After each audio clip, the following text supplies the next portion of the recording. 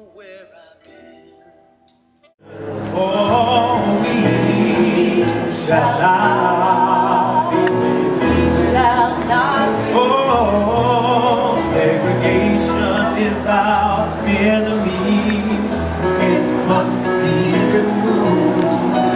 Segregation is our enemy.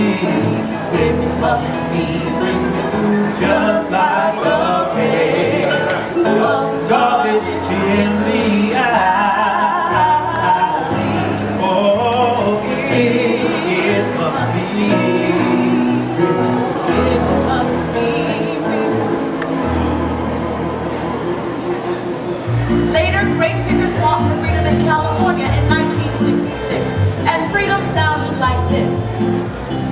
No, no, no, No nos moverán, no, no, no, no nos moverán como un árbol firme junto al río.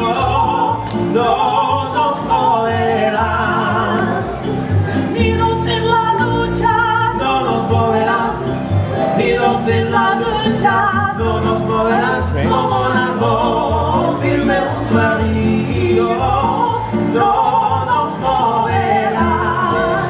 Now, I'm sure you're all familiar with that popular song, We Shall Not Be Moved. You can use that song to sing for freedom in any era, just like they did in 1960. 50 years ago, our country was a very different place. Segregation was a part of life. If you were African American, you couldn't eat at this white's only lunch counter. You couldn't vote without restrictions. You couldn't sit wherever you wanted on many buses.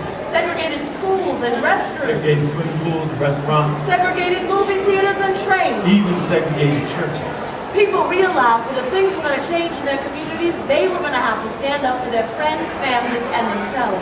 It was ordinary people singing for freedom that united hearts and minds to work toward changing those laws. But though one person might spark a movement, it always takes others to join in. So, those few people with their minds on freedom had to convince other people to participate. And how did they do that? How do you go about communicating freedom from one mind to another? Well, the men and women who made the civil rights movement happen did it by giving speeches. And they sang. They told this nation that they have a dream. And they sang. They marched, boycotted, and protested to show this country that they were sick and tired. And they sang. They were beaten and arrested for speaking their minds. And they sang in the jail. When they spoke, they were sprayed with fire hoses, bitten by dogs, shot and killed. And as they bled, still they sang. And eventually, after years of speaking their minds, they won freedom for many Americans. And when they finally won, they sang.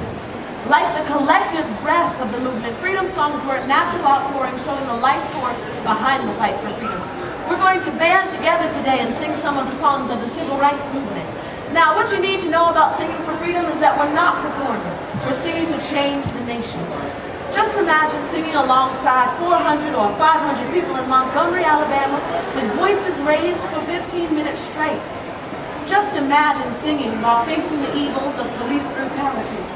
Just imagine singing after witnessing a bomb kill 4 young girls in Birmingham. Singing wasn't passive, it was aggressive, confrontational, and powerful.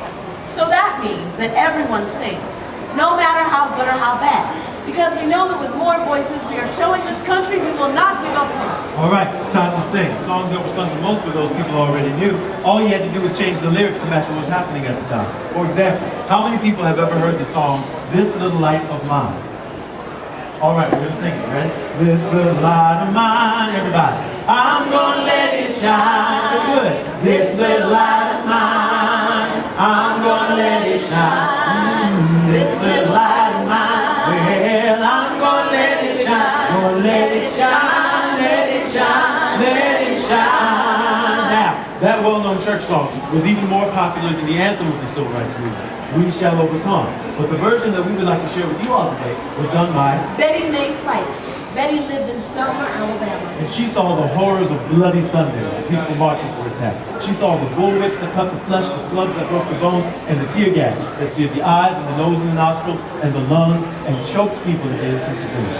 After seeing all this, Betty used the song to call out the Governor George Wallace, who argued, segregation now, segregation tomorrow, segregation forever. She also called out the Sheriff Jim Clark of Selma, who ordered the attack. She inspired the community with a simple children's song. And she did all of this when she was only 15 years of age.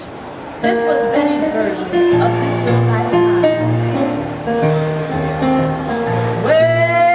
Well,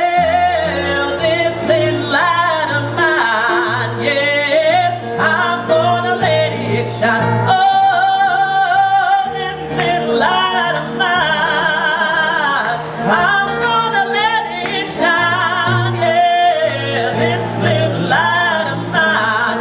Well, I'm gonna let it shine, I'm gonna let it shine, let it shine.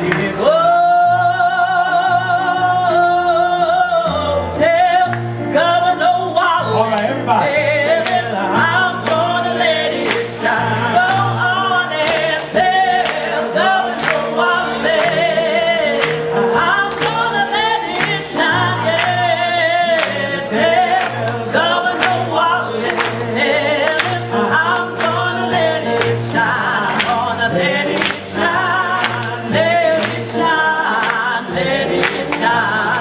Oh, tell Jim Clark. Well, I'm gonna let it shine. Oh, tell